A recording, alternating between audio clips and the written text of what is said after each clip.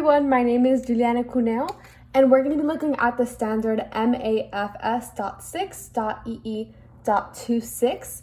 And so in this section, we're going to be using variables to represent numbers and write expressions when solving a real world or mathematical problem, understanding that a variable can represent an unknown number. Specifically for this section is going to be on how to write expressions with variables, so that's the title of this lesson.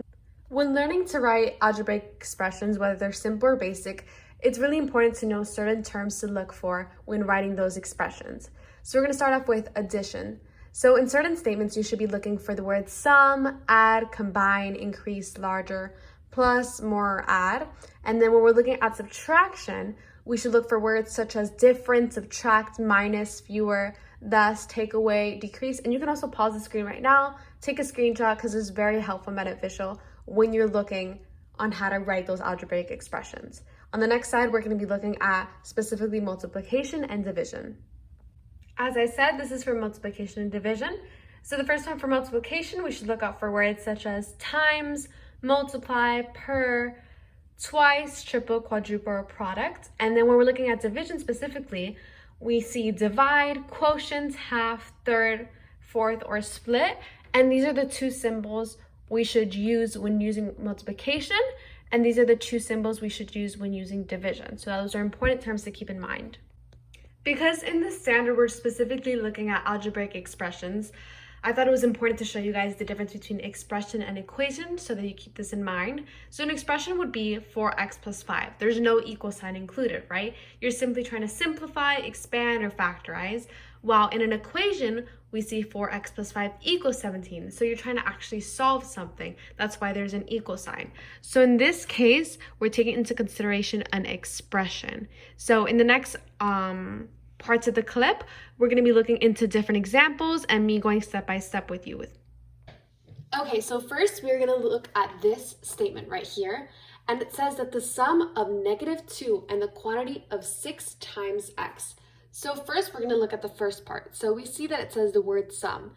And we know when we see the word sum, that means it's addition. So what I'm going to do is I'm going to put a plus sign right on top of the word sum. So we already identified that. Then it says of -2. That's our first value that's being given. And then it says and the quantity of 6 times 2. So we see 6 is our next value given. Times, we're going to put an x for multiplication. And then x in this case is our variable, which is important to know in this situation. So we're going to start out by writing the first value that's given there, which is -2. And then we know that it's an addition problem because it says sum. So we're going to put an addition sign there. And then now we have to see what to do with this. So we said the next value given is 6 times, okay, so we're going to do times. Then we have our variable given, it's identified, which is an x. So the x will go right next to the 6. So it will read as -2 plus 6x. Now we'll be taking a look at the second one, which states -8 plus the product of -1 and 6. So like we said in the previous example, we see our first value being -8. Then we look at plus. Plus is another word for sum. So in this case, it would also be addition. And then the product, we know that product is another word for using multiplication. So we're going to put the x on top of -1 and x. So the first part of this problem is -8 plus. The second part is the product of -1 and x. So we're going to first write out -8 plus, then what is the product of -1 and x? We can write that right here. -1x is the same thing as -x. So we can just write -x right there.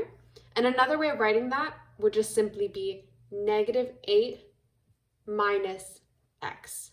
And that would be our final expression.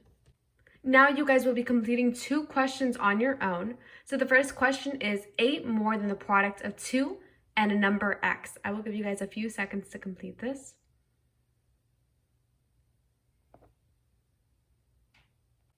So the answer to this question is 8 plus 2x.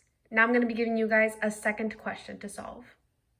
So now we're going to be looking at the second question that you guys are going to do on your own, which is the sum of 9 and the quotient of a number x and 6. I'll be giving you guys a couple of seconds to answer this.